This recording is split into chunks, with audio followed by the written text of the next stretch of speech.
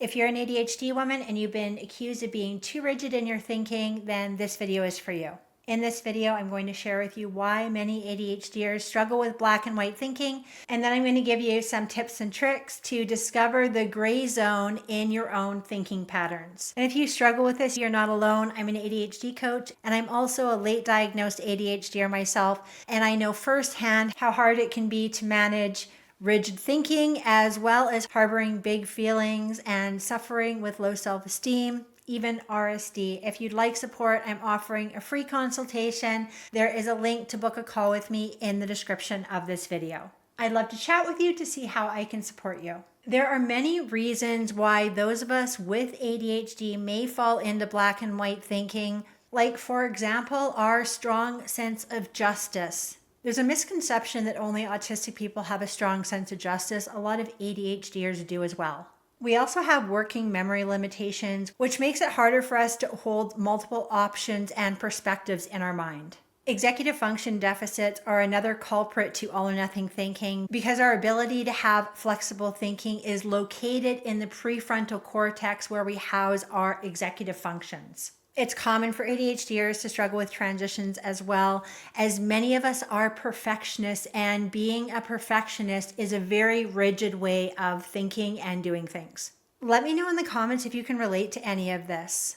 I am either the very best at something or the absolute worst.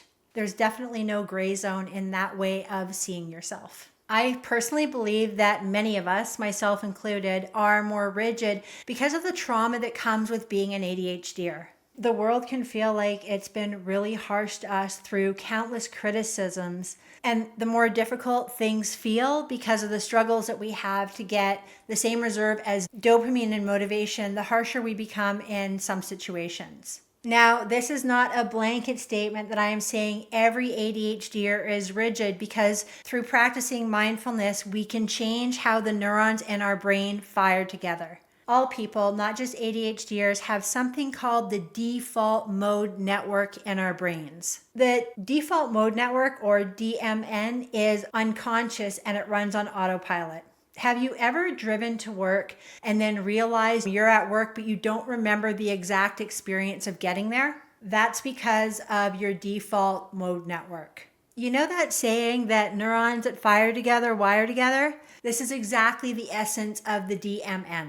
Now, let's use a strong sense of justice example, as many of us with ADHD have that strong sense of justice. Here's a scenario. During a group project, you notice that one member isn't contributing as much as the others. You feel strongly that this is unfair and insist on addressing it directly with the group, even though others have suggested letting it go or handling it more diplomatically. Your strong sense of justice leads you to believe that there's only one right way to handle the situation by confronting the issue on hand. You may find it difficult to consider other approaches to compromise, even if it might preserve the group's harmony or reduce conflict. The way to remedy rigid thinking is a simple concept, but it takes practice, and it starts with self-awareness. If you find yourself with a black and white perspective on something, simply noticing that the perspective you're currently holding is the first step to changing rigidity, as well as self-awareness. Once you notice that perhaps you're in all or nothing thinking, the second thing you can do is to get curious about your current thought patterns and to pause and reflect on the current situation. As ADHDers, we also struggle with impulsivity. So anytime impulsivity arises, utilizing what I call in my program, the power of the pause, gives us time to reflect before being reactive. Pausing allows us a mental space to lean into curiosity by considering multiple perspectives. Going back to our scenario, we may not see the person contributing the way we think they should. There might be reasons you're not aware of, such as personal issues, misunderstanding of the task, or even a lack of confidence. And this is how we begin practicing cognitive flexibility. Remind yourself that there is more than one way to handle the situation. You can consider trying a more diplomatic approach, such as having a private conversation with a person or suggesting a redistribution of tasks in a group meeting. Practicing cognitive flexibility helps reduce rigid thinking by allowing you to explore and experiment with different solutions. It can also make the process of addressing issues less stressful for you and more constructive for the group at hand. Something that I do while I'm implementing all of these steps is to simply ask myself, is there a gray zone in this current situation?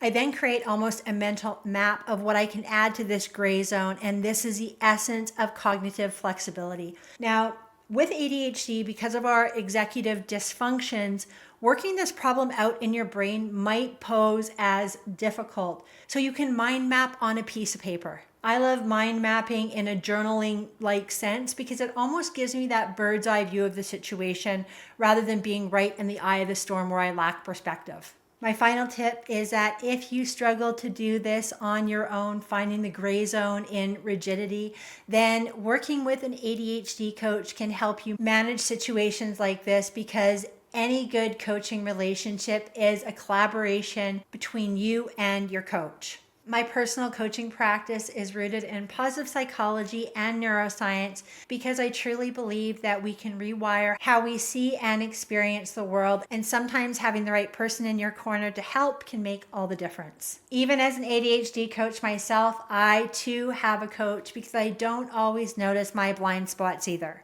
And again, there is a link to book a call with me, a free consultation linked below in the description of this video. I make these videos to empower fellow ADHD women because before I was diagnosed with ADHD, I felt like there was no way out of my negative thinking patterns, my rigid mindset, my struggles with big feelings, and my low self-esteem. It has been through realizing that I'm not a victim of my brain, but the author of my life story, that I began to feel empowered. And I hope that content like this will help you to feel empowered as well. Thank you so much for watching today. I hope you enjoyed this video. Please leave me a comment, like this video, share it with a friend. Book a call if that feels aligned for you, and I will see you next week in the next video.